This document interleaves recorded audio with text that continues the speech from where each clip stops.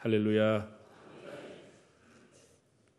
오늘 제가 여러분에게 드리는 말씀은 우리 기독교의 가장 핵심되는 말씀이고 성경 전체의 핵심이 되는 말씀이 되겠습니다.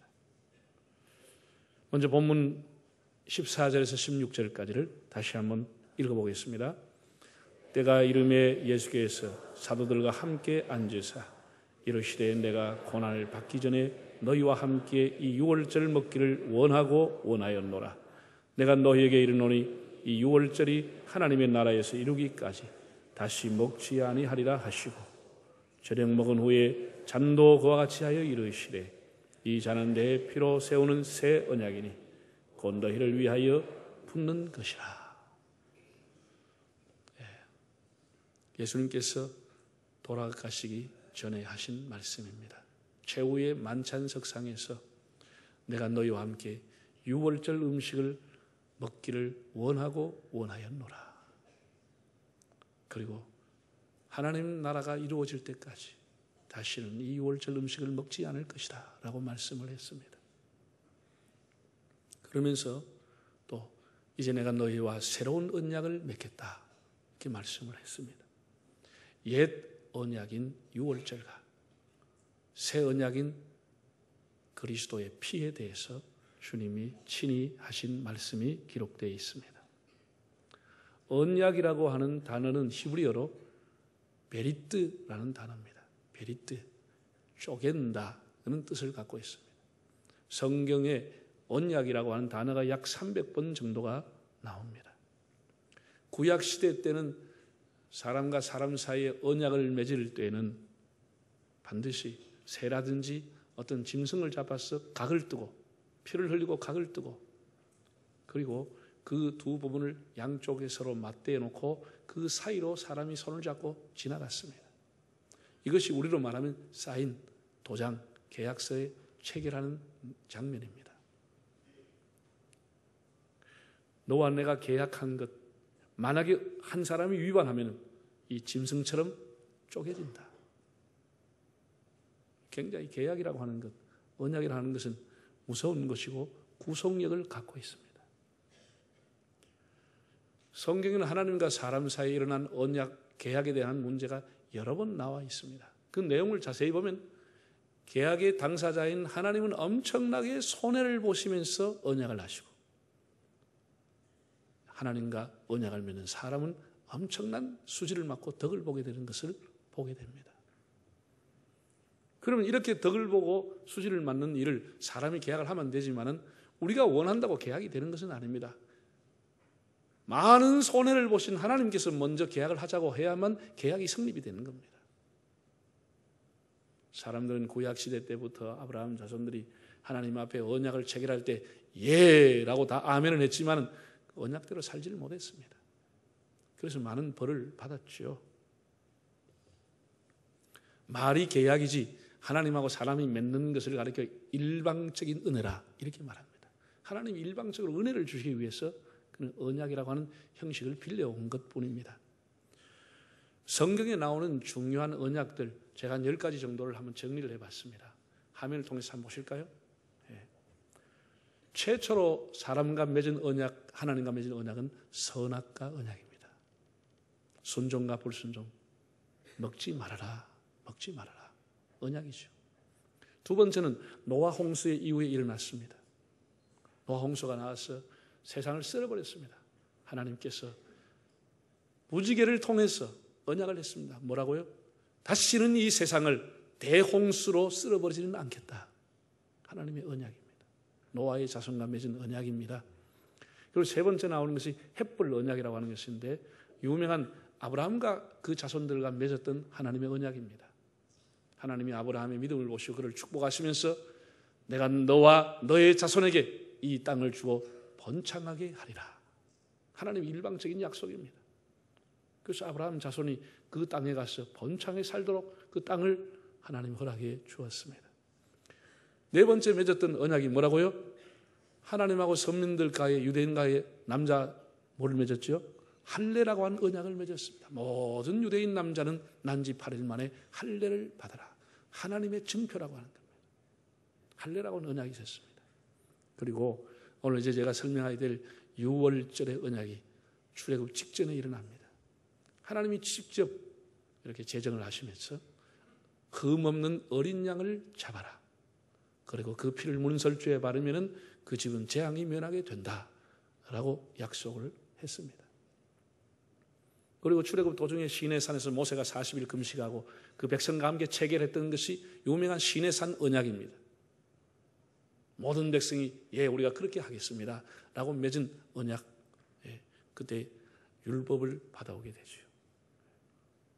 그 다음에 다윗 시대에 이루어지는 것을 왕권의 언약이라고 합니다. 다윗이 하나님 앞에 성전을 드리겠다고 하는, 성전을 짓겠다고 하는 마음을 보이자 하나님이 너무 기뻐서 감격해서 일방적인 언약을 했습니다. 사무엘라 7장에 뭐라고 했느냐? 너와 너의 후손이 영원히 왕위를 잃지 아니하리라. 그 말의 의미는 유다 지파에서 왕이 대대로 날 것인데 예수님, 영원한 왕이신 예수님이 유다 지파에서 올 것을 이미 하나님이 예고해 주신 말씀입니다. 영원한 왕이신 예수님이 오실 것을 예고를 했습니다. 그리고 예수님이 오셔서 맺은 오늘 본문이나 마태복음에 나오는 거의 성찬식 때 했던 십자가의 언약, 새로운 언약, 새 언약이 뭐냐? 오늘 말씀을 드리겠습니다. 그리고 예수님이 보혜사 성령이, 내가 가면 보혜사 성령이 오실 것이다. 성령에 대한 약속. 다 이루었지만 한 가지 이루어지지 않은 것 한 가지. 그건 뭐라고요? 재림에 대한 언약. 내가 다시 오리라고 하는 언약. 이 약속입니다.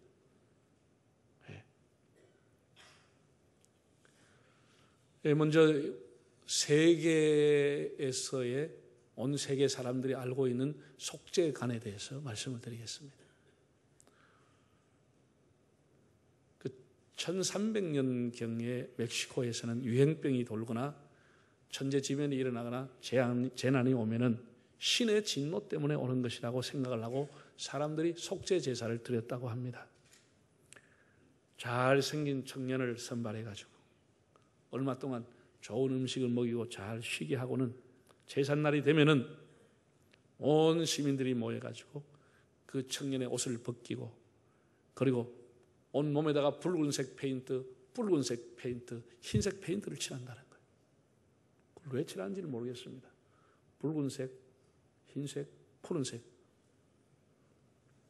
그래서 제사장이 높은 단에다가 이 청년을 데리고 올라갔어요. 묶어놓고는 사람들이 거기에 와서 다 하나씩 줄 서서 내 죄를 가져가시오. 내 병마도 가져가시오.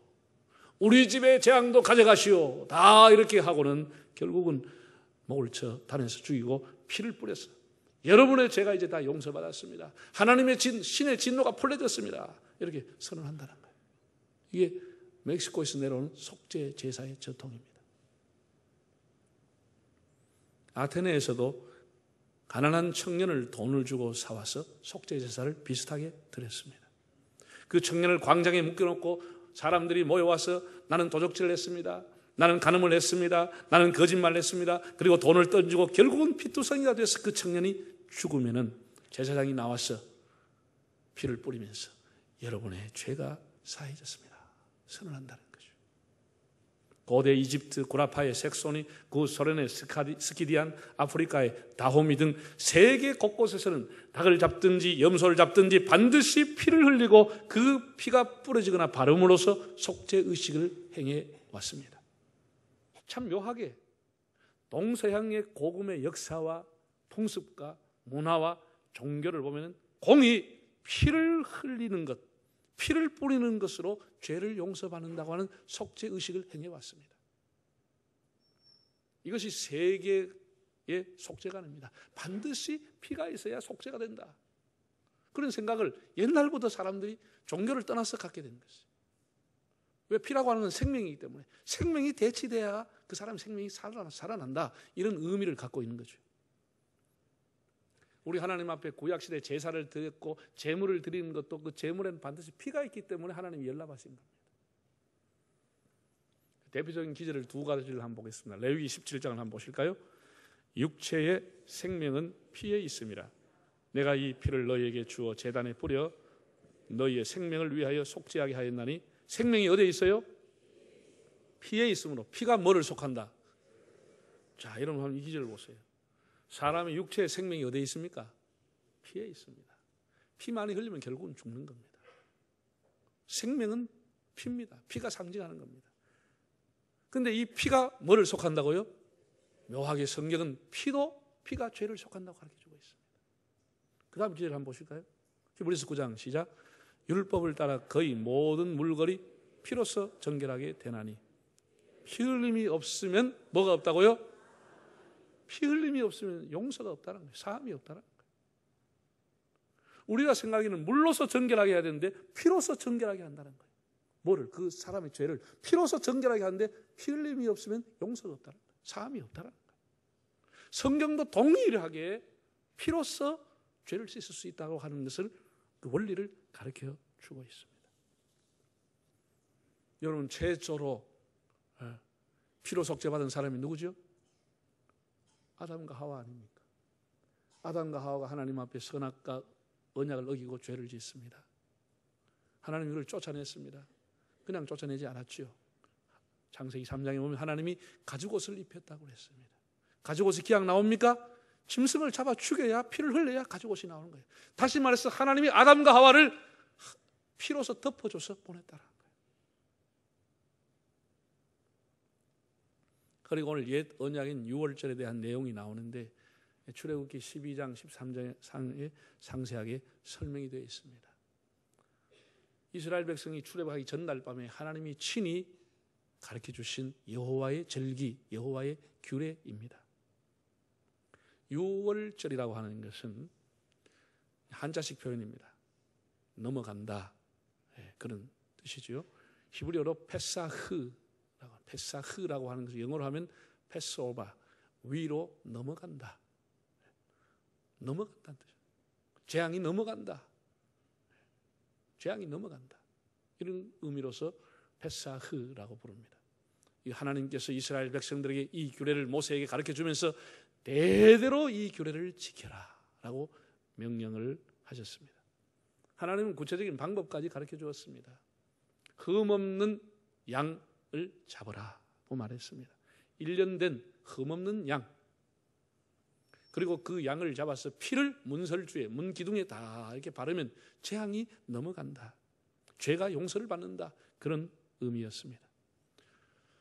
그러면서 하나님께서 식구가 작을 때는 이웃 사람과 함께 한 마리를 잡으라고 했습니다. 그래서 유대인들은 이 말씀에 근거해서 한 10명의 가족, 10명의 한 마리의 양을 잡았습니다. 그 당시에 어린아이부터 어른까지 약 200만 명 정도가 출애굽했다고 보는데 200만 명의 재앙을 면하고 속죄하기 위해서 양이 몇 마리가 필요하죠? 20만 마리가 죽었습니다. 20만 마리의 양이 죽었습니다. 그러니까 그 피가 강을 이룬 것입니다. 강을 이룬 것입니다. 네. 사람이 무슨 고안해놓고 종교 지도자들이 모여가지고 회의를 통해서 이런 제도를 만든 것이 아니고 여호와께서 친히 이 법을 제정했습니다. 하나님이 이렇게 해야 죄가 속해진다, 이렇게 해야 재앙이 넘어간다고 말했기 때문에 그대로 하면 속죄를 받는 겁니다.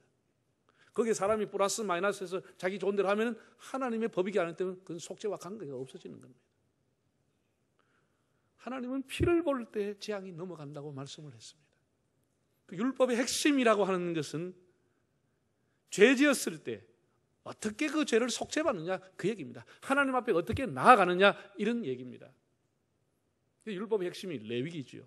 레위기에 보면 하나님 앞에 나아가는 법으로 5가지 제사법이 나옵니다. 그 제사는 특별히 가난한 사람을 위해서 곡식하는 것 외에는 다 피를 흘리게 했습니다.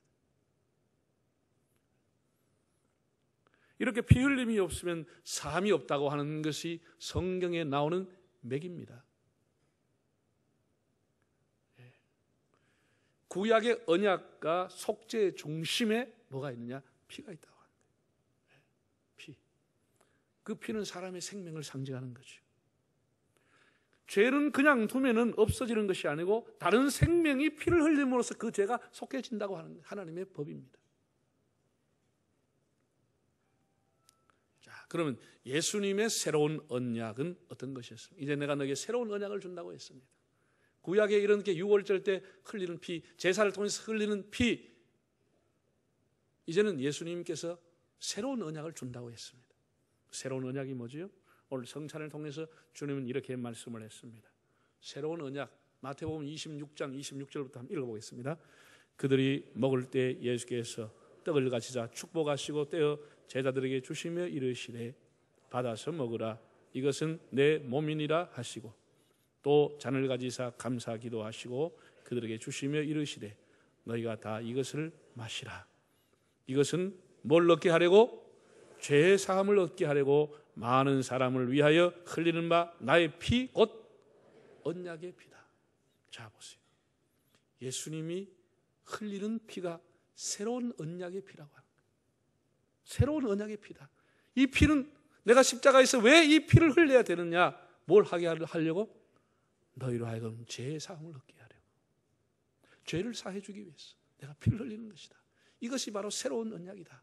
이렇게 말씀을 했습니다. 이것이 성경의 가장 핵심되는 귀절입니다. 그러니까 우리가 예수님의 피를 믿지 않으면은 교회를 그 사람이 100년을 다녀도 종교인으로 다니는 것이고 교회 많이 부조하고 다니는 겁니다. 구원과 상관이 없습니다. 용서받은 사람은 용서받지 않으면 구원받을 수가 없습니다.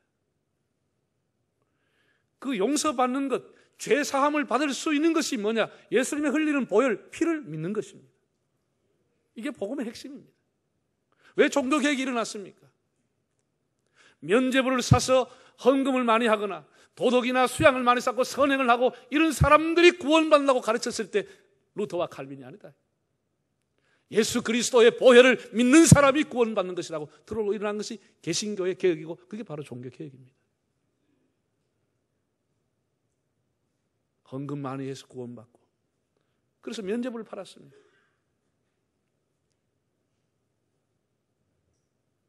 그런 거 아니잖아요. 선행을 많이 해야 된다고, 그렇게 해야 구원받는다고, 그게 아니기 때문에 종교개혁이 일어난 겁니다. 예수님의 흘렸던 보혈을 약화시키고 그것을 구원에서 제외했기 때문에 종교개혁이 일어난 것입니다. 여러분 그 이후에 성경 기절 한 4군데를 같이 한번 읽어보실까요? 고전 5장 7절을 읽어보겠습니다. 우리의 유월절 양 고 그리스도께서 희생. 예수님을 뭐라 그랬어요? 유월절 양이라고 그랬어요. 유월절의 어린 양이라고 그랬어요. 그 다음 염소와 송아지의 피로 하지 아니하고 오직 자기의 피로 영원한 속죄를 이루사 단번에 성수. 자기의 피로 영원한 속죄를 이루었다고 그랬어요. 그 다음 우리는 그리스도 안에서 그의 은혜의 풍성함을 따라 그의 피로 말미암아 속량 곧 죄사함을 받았느니라. 예수님의 피로 말미암아 죄사함을 받았다. 마지막에도 한번 볼까요? 그 아들 예수의 피가 우리를 모든 죄에서 깨끗하게 하실 것이요. 할렐루야. 누구의 피가? 그 아들 예수의 피가 우리를 모든 죄에서 깨끗하게 하는 거예요. 모든 죄에서.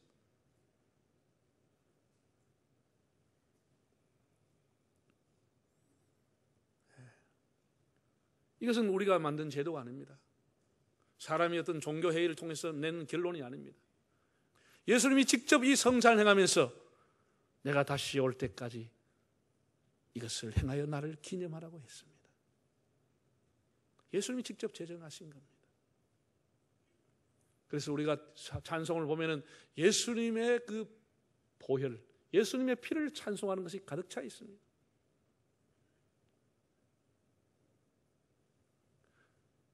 내가 주께로 지금 가오니 무슨 피로? 골고다의 피로 나를 씻어 주십시오.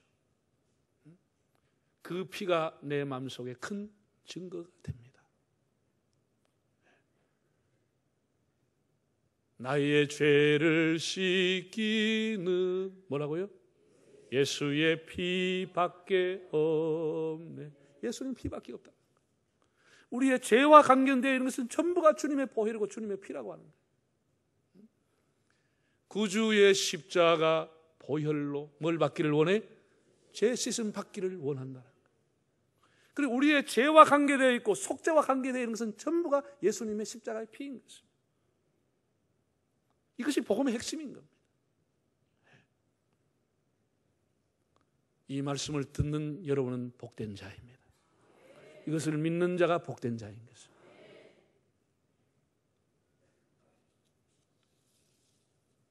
교회에 나와서 뭐 재산이 불어나고 사회에서 무슨 자리를 차지하고 그게 복이 아니고 예수 그리스도의 복음과 그 피의 능력을 깨닫는 것이 그게 가장 큰 축복인 겁니다. 여러분, 구약이라고 하는 것은 신약의 모형이고 그림자입니다. 예수님이 실체입니다. 예수님이 십자가에서 영원히 유효한 피를 흘려 주었습니다. 이제 누구든지 그 피를 믿는 사람은 하나님 앞에 속죄를 받는다고 하는 것이 새로운 언약입니다. 여러분 다 저를 한번 따라 하실까요? 예수님의 십자가의 피로 저의 죄를 씻어주세요. 주의 보혈의 능력을 믿습니다. 주의 보혈로 저를 덮어주세요. 할렐루야. 이것이 복음의 가장 큰 핵심입니다. 여러분, 죄 사함이 없이는 하나님 앞에 구원받을 수 있는 길이 없습니다. 그래서 우리 안타까운 것은 복음을 전하고 이렇게 전도하고 혹은 교회 처음 온 사람들에게 원죄가 있다는 것을 설명을 하고 당신은 다 그래서 죄인이라 하면 다른 사람들 다 싫어합니다. 죄인이라는 얘기 들으면 다 싫어하죠. 내가 왜 죄 짓냐고. 내가 교도소 한 번도 안 가고 내가 다 착한 일 하고 살았는데 내가 왜 죄인이냐 그러죠. 그리고 그 죄를 씻을 수 있는 길은 예수님이 흘리신 십자가의 피를 믿는 거다 그러면 그 2000년 주에 죽은 그 사람하고 내가 뭔 상관이 있냐. 어떻게 그 피가 나를 씻어주냐. 더구나 물도 아니고 피가 어떻게 씻어주냐. 이렇게 사람들이 따지고 질문하죠. 여러분, 우리가 이성으로 지성으로 그 사람을 감동시키고 그 사람을 설득할 수 있는 방법이 없습니다. 우리가 참 2000년 전에 돌아가신 예수님의 십자가의 보혈로서 구원받고 속죄받는다고 믿는 것이 하나님의 은혜입니다. 그 사람들 그러면 내가 양심으로 살고 뭐 바르게 살면 그러면 되지 그런 꼭 그 피를 믿어야 되느냐? 피를 다 싫어하는 거예요. 우리가 억만가지 죄를 짓지만 교도 산문 가지 않고 내 모든 머리털을 받아도 더 많은 죄가 용서되었다고 하는 것이 얼마나 큰 축복입니까? 예수님의 피 한 가지로 예수님의 십자가의 보혈을 믿는 사람은 죄가 용서를 받는 거예요. 벌을 받는 것이 아니고 죄를 용서받는다고 하는 것이 얼마나 큰 축복인지. 할렐루야.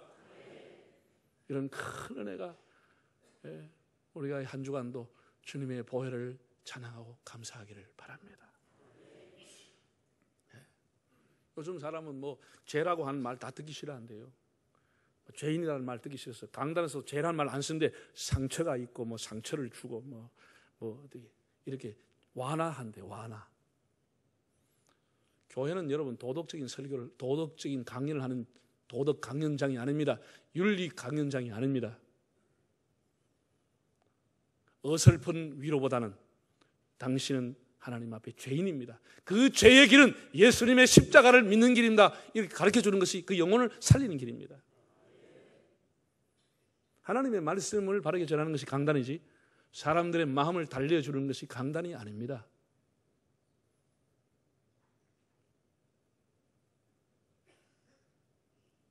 사랑하는 여러분, 구약과 신약을 짜면은 뭐가 나오죠? 피가 나옵니다. 성경은 짜고 짜면 피가 나온다고 했습니다. 우리가 보혈을 지나 하나님의 품으로 보혈을 지나지 않고는 하나님 앞에 갈 수 있는 길이 없습니다. 우리가 예수 믿어서 영생 구원을 받았지만은 그래도 날마다 지는 죄가 있기 때문에 늘 속죄의 제물이 되신 주님을 의지하면서 주님을 찬양할 수 있기를 바랍니다. 피의 복음이 바로 사죄의 복음이라고 하는 사실을 깊이 깨닫고 묵상하는 한 주간이 되시기를 바랍니다.